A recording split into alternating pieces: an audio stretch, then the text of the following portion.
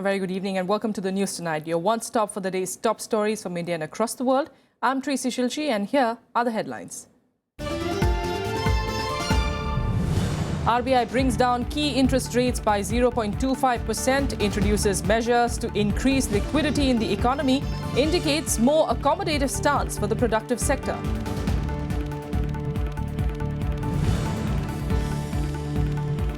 Prime Minister Narendra Modi launches the Stand Up India initiative aimed at promoting entrepreneurship among the scheduled castes, scheduled tribes and women.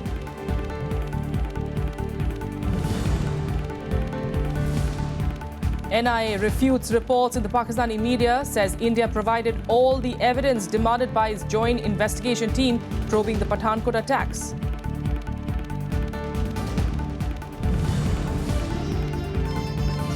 India gets its fastest train with an average speed of 160 kilometers per hour. Gatiman Express travels from Delhi to Agra in just 100 minutes.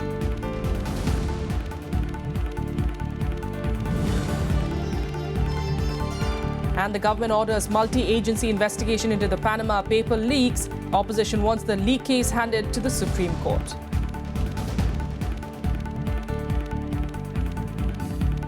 Top story this evening, the BSE Sensex plunged by over 500 points as the Reserve Bank of India cut the repo rate by 25 basis points, although it was in line with market expectations. RBI Governor Raghuram Rajan said that the rate cut should be seen in conjunction with a new loan pricing method that has already resulted in lending rates coming down up to 0.50%. The Reserve Bank of India has brought down key interest rates by 0.25% and introduced a host of measures to smoothen liquidity supply. This will help productive sectors and also indicates an accommodative stance going ahead. After reviewing the economic outlook and prospects, the Reserve Bank of India cut the policy rate by a further 25 basis points. This means we have cut interest rates by a total of 150 basis points since the beginning of the accommodative cycle. In the first bi-monthly monetary policy review for 2016-17, the repo rate, which is the rate at which RBI lends to the financial system, has also come down to 6.5%. The reduction in the policy rate will help strengthen growth. And increase the rate at which banks can deposit at the RBI by 25 basis points so as to narrow the interest rate corridor. The RBI's announcement of 25 basis points is therefore in line with the direction in which government would like the economy to move. And the banks have also, some of the banks have already reset their interest rates, taking into account the marginal cost of lending, the MCLR. They have taken that into account and done some amount of reduction of rates. Consequent to all these measures and consequent to the RBI's announcement today, the banks will perhaps need to do some more of transmission of the reduction in the policy rates by the RBI. The central bank also retained its GDP growth forecast at 7.6%, assuming the monsoon will be normal and consumption will get a boost through the implementation of the 7th pay panel recommendations. And now in coordination with the RBI, we really have to amplify both the fiscal initiatives as well as the monetary initiatives that are now in the pipeline. And that really is what we are working on now, is to amplify the policy actions that we have undertaken. As we do so, we believe that we will provide the boost to the economy. The cut was broadly in line with expectations. However, the stock market reacted negatively and the BSE index Sensex fell over 500 points to close below the 25,000 mark. Bureau Report, Rajya Sabha TV. Meanwhile, Prime Minister Narendra Modi today launched the Stand Up India scheme, promising to change the lives of Dalits, tribals and women entrepreneurs. He said that the scheme will give people opportunities for growth. Here's a report. Prime Minister Narendra Modi launching another pet initiative of his government. The Stand Up India scheme promotes entrepreneurship among scheduled castes, scheduled tribes and women by facilitating loans in the range of 10 lakh to 1 crore rupees. A web portal was also launched to enable online registration and support services. अगर अवसर मिलने पर हम कुछ कर सकते हैं तो अवसर मिलने पर मेरे दलित और आदिवासी भाई बहन भी उतना ही उत्तम काम कर सकते हैं और देश को बहुत योगदान दे सकते हैं। और इसलिए जीवन के हर क्षेत्र में समाज का जो आखिरी छोर पर बैठा हुआ व्यक्ति है, उसको आगे आने का अवसर मिलना चाहिए। उसको किसी की कृपा पर जीने के लिए मजबूर नहीं होना चाहिए। The Prime Minister also distributed 5,100 e-rickshaws under the Pradhan Mantri Mudra Yojana. 5,000 से ज्यादा 5100 ई-रिक्शा आज देने का कार्यक्रम हो रहा है। अब ये अपनी ई-रिक्शा के मालिक बन जाएंगे, जो कल तक किराए की रिक्शा पर गुजारा करते थे। और योजना ऐसा बनी है कि दिन भर की कमाई में से थोड़े पैसे डाल करके वो उसके मालिक बन जाएंगे।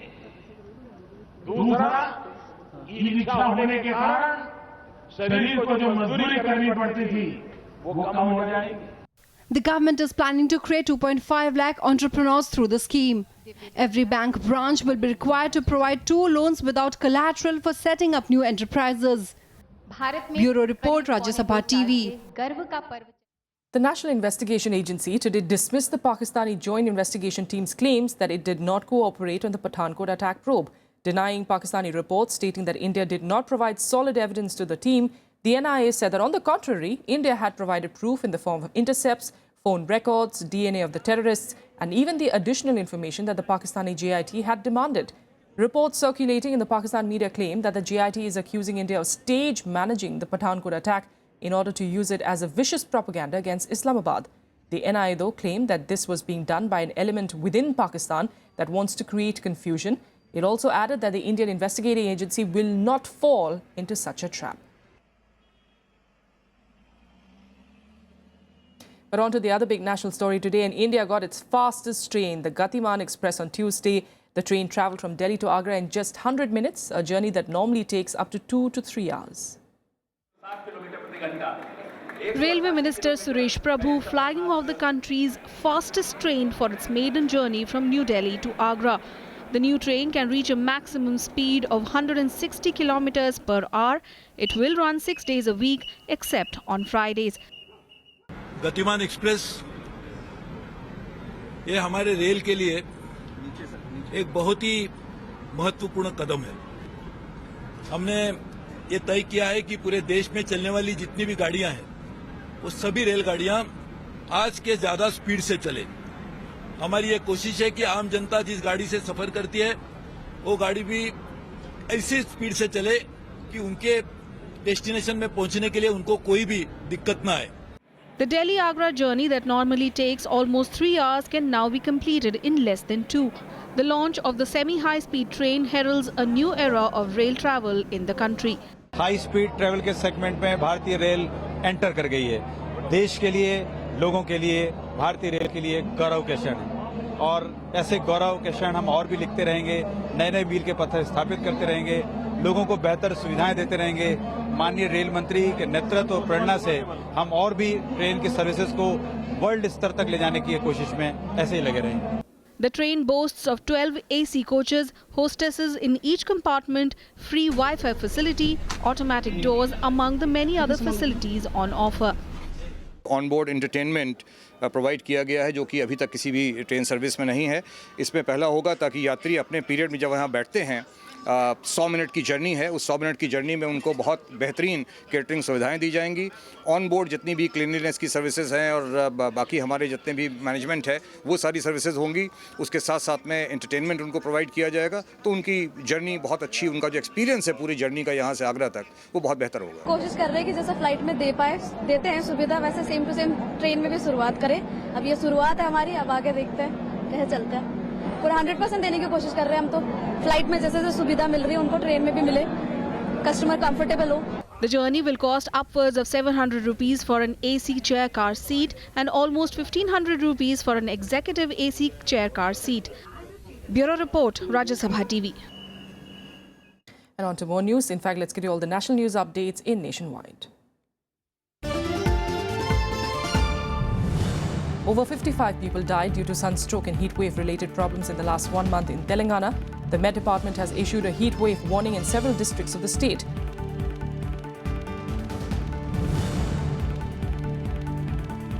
but an avalanche warning was issued for higher areas of Jammu and Kashmir. An advisory reporting medium danger avalanche warning was issued for areas above 3,500 meters altitude of Ganderbal and Kargil districts of Jammu and Kashmir.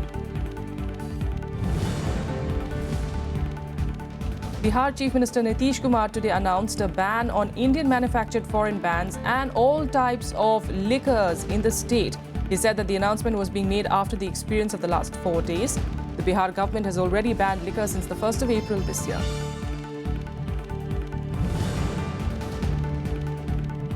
The government laboratory in Mysore today submitted its report to the Supreme Court regarding the presence of monosodium glutamate in Maggi. Nestle today told the court that MSG occurs naturally in Maggi and is not an added flavor. The Supreme Court will further hear the arguments on the test results on the 19th of July. Odisha Chief Minister Naveen Patnaik today launched the first set of 100 English medium schools under the Odisha Adarsh Vidyalaya scheme. Patnaik formally inaugurated the first model school at Sasa Ambagaon at Hinjli, his assembly constituency in Ganjam district today. Speaking on the occasion, Patnaik said that in all, 214 such schools will be opened soon. And now let's get you all the election-related news in our special segment, Verdict 2016.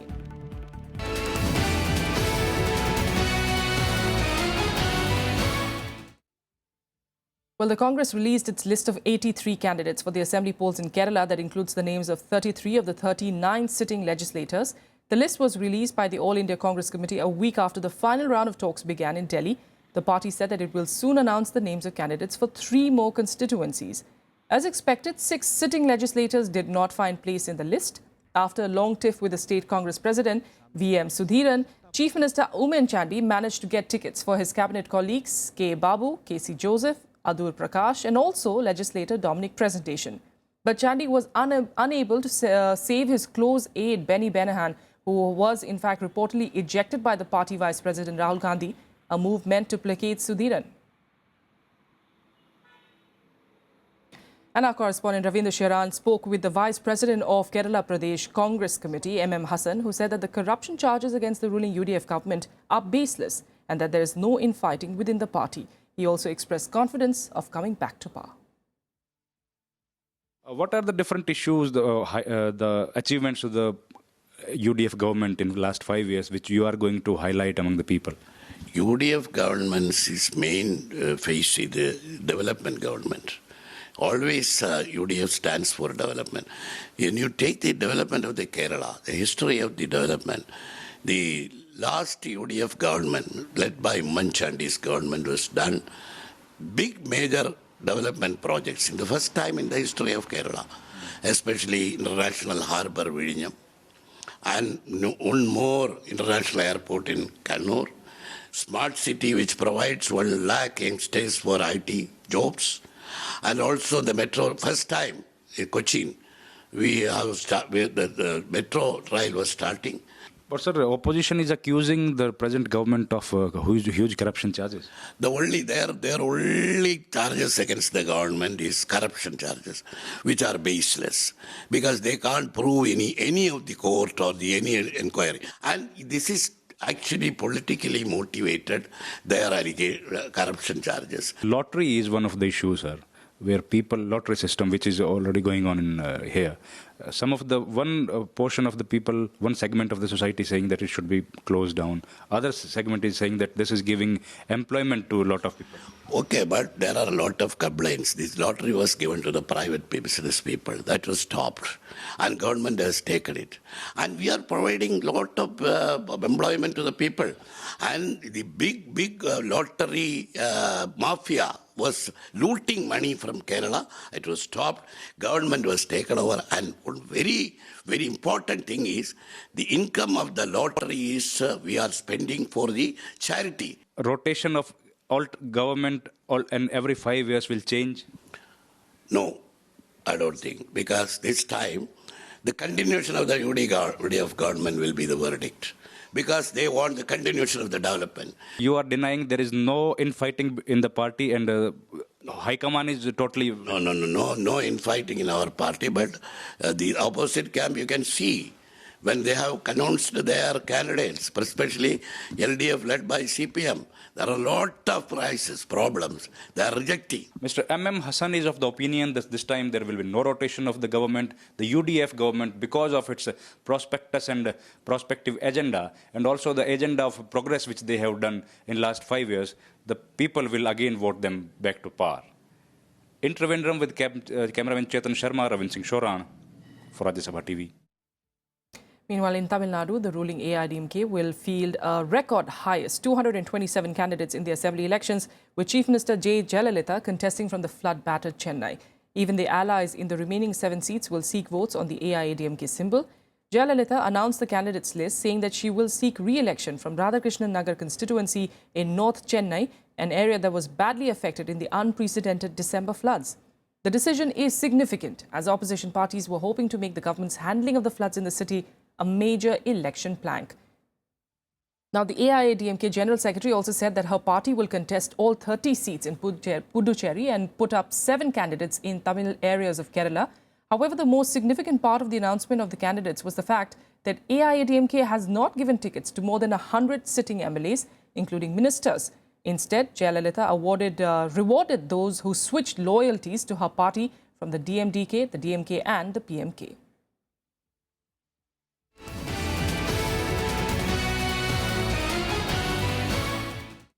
With that, a quick break here. We'll be back with more news in a bit. Stay with us.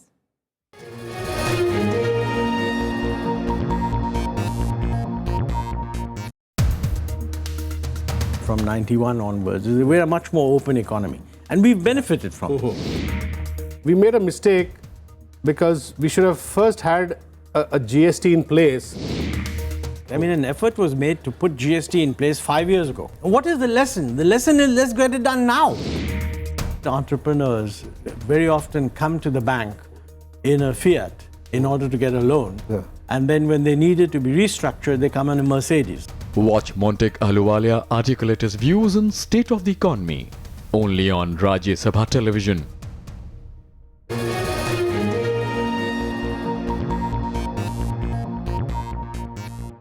Welcome back. Let's get you some more national news now. And the opposition, in fact, today came down heavily on the government and slammed the multi-agency investigation into the Panama Papers expose, alleging that some names in the report are Prime Minister Narendra Modi's friends. It also demanded a Supreme Court monitored probe into the issue. Meanwhile, a Bollywood superstar, Amitabh Bachchan, whose name figures in the Panama list, has said that his name has been misused. The Panama Papers reveal the names of 500 Indians for alleged offshore holdings and come at a time when the SIT on black money is finalizing its new action taken report. A day after the government promised a multi-agency investigation into the Panama Papers expose, the opposition losing no time in calling it an attempt to brush aside the issue. It has demanded that the leak case be handed to the Supreme Court that is already looking into the black money issue. What is it that Modi ji wants to hide in these 500 names? What is his government scared of? Why is his government not proceeding to hand over these 500 names to Supreme Court's bench, which is investigating black money? कितना विश्वास सरकार पे किया जाए कि सरकार वाकई में ईमानदारी से काला धन लाने की कोशिश कर रही है। जब सुप्रीम कोर्ट की जज जो हैं वो SIT फॉर्मुलेट करके इस पर काम कर रहे हैं तो उन्हें सौंपना चाहिए। Panama Papers indicate that a great many Indians, affluent Indians, use the tax-free haven route to hide their incomes, and in some cases there is criminality in it. The government must carry out a thorough probe. The government's probe team includes officers from the Central Board of Direct Taxes Financial Intelligence Unit, its Tax Research Unit and RBI officials. It has also promised to take all necessary action to get maximum information from all sources, including foreign governments. We have constituted a multi-agency group to monitor all the information and to collect further information in this regard. That multi-agency group will comprise of various government agencies which deal with this subject, the CBDT, the FIU, the FT and TR, as also the representatives of the Reserve Bank. They will continuously monitor these and whichever accounts are found to be unlawful, strict action as per existing law is going to be taken against them. The papers exposes nearly 500 Indians who had used Panama to park their money. Reports suggest that some of the offshore accounts may have been used for tax evasion. Not just individuals, the expose by the Indian Express revealed details of unknown deals involving the government and some cricket franchises. Among the well-known Indians are Amitabh Bachchan, Aishwarya Rai Bachchan, KP Singh of DLF, erstwhile Lok Satta Party politician Anurag Kejriwal, Adani Enterprises chairman Gautam Adani's brother Vinod Adani, and India Bulls Samir Gehlot. Bureau Report, Rajya Sabha TV. And the global fallout from the leaked Panama Papers continues. Iceland's Prime Minister is facing a no-confidence vote over his alleged overseas accounts, even as the public are seeking his resignation. Other leaders who have also been named are feeling the heat. Many countries, including Spain, France, the Netherlands and Australia, have launched investigations. Close to 10,000 protesters gathered outside Iceland's parliament building, demanding the resignation of Prime Minister Sigmundur David Gunnlaugsson, echoing the call of the opposition, which has planned a no-confidence vote. This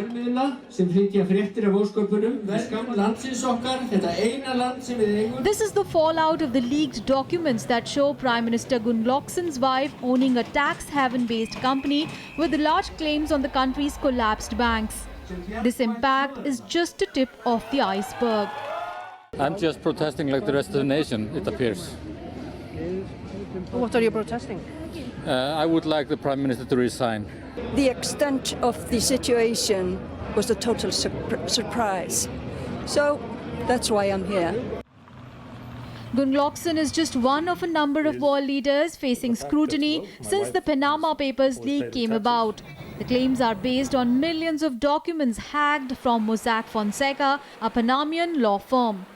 Many world leaders, including Ukrainian President Petro Poroshenko, Argentine President Mauricio Macri, Pak Prime Minister Nawaz Sharif, British Prime Minister David Cameron, and influential figures like footballer Lionel Messi and Michael Platini have denied being involved in anything illegal. Que hay algo positivo en el mundo en que vivimos, que cada vez se avanza hacia una mayor transparencia, ¿no? Y cada vez hay más conocimiento público de informaciones que antes eran de difícil acceso. En el caso particular de lo que a mí me compete, I own no shares. I have a salary as Prime Minister and I have some savings which I get some interest from, and I have a house which we used to live in, which we now let out while we're living in Downing Street, and that's all I have. जो ICIJ ने जो कुछ जो है ना किया है, इसमें कौन सी ऐसी इंक्रिमिनेटिंग चीज है कि जिसकी वजह से जो है ना आप ये नहीं मुझे कह सकते हैं कि तुम जो है ना गैर अखलाकी हो या तुम गैर कानूनी हो। अपने आप को जो है ना अपना एक एक्विटेबल और एक जुडिशियस जो है ना इन्वेस्टिगेशन के लिए तैयार हूं। I don't have a comment on the specific allegations that are included in those documents, but I can tell you that the United States continues to be a leading advocate for increased transparency in the international financial system and in working against illicit financial transactions and in fighting corruption. The Kremlin has also called suggestions that President Vladimir Putin is associated with the scandal as nothing concrete and nothing new, while China has responded with online censorship and restricting access to reports. Panama documents names relatives of current and retired Chinese politicians, including President Xi Jinping. 捕风捉影的东西，我们不做评论。 However, individual countries have begun their own investigations, including Spain, Ukraine, the Netherlands, France and Australia. UK has asked the International Consortium of Investigative Journalists for access to the data and promised to act on it swiftly and appropriately. The US Justice Department has also said it is reviewing the documents, while France has warned of penalties for anyone found to have dodged tax through shell companies or unregistered accounts. Bureau Report, Rajya Sabha TV. In fact, international reports claim this is in fact going to be the first casualty of the Panama Papers. The Icelandic Prime Minister has in fact resigned. We'll keep an eye out on developments on that front, but let's also get you more international news in Global Buzz. The United States today confirmed that the Al-Nusra Front spokesperson Abu Firas al-Suri was killed in an airstrike in northeast Syria. His son and 20 other Nusra fighters were also reportedly killed in the strikes. Firas was a senior member of the policy-making council of the group.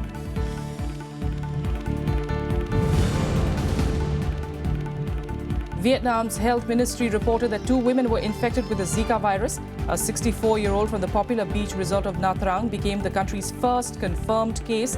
The second case was that of a 33-year-old woman who lived in Vietnam's southern business hub, Ho Chi Minh City. It is still not clear if either of the women had recently traveled abroad.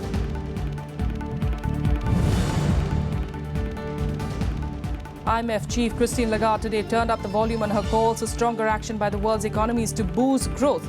She also warned that downside risks were increasing without decisive action.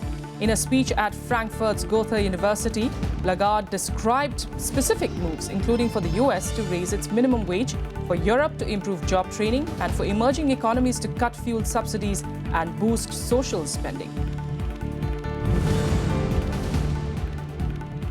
Protesters scuffled with police in central Paris, where they were campaigning against the government's labor reform plans. Activists have been gathering for 5 nights in a row to challenge the plans to loosen the country's protective labor laws.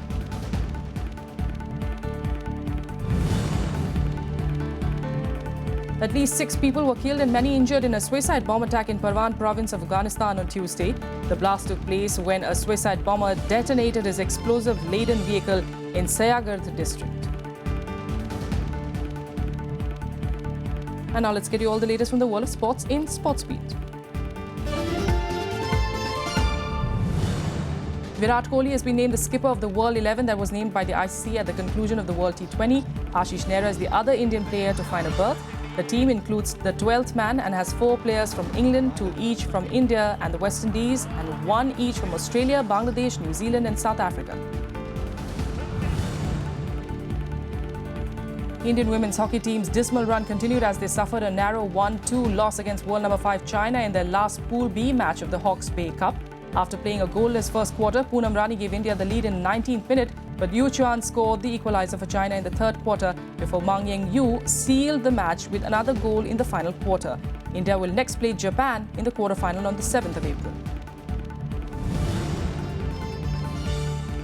Still grappling with a knee injury, Indian shuttler Parupalli Kashyap's chances of qualifying for the Rio Olympics have ended as he had to withdraw from Malaysia Super Series Premier and the Singapore Open.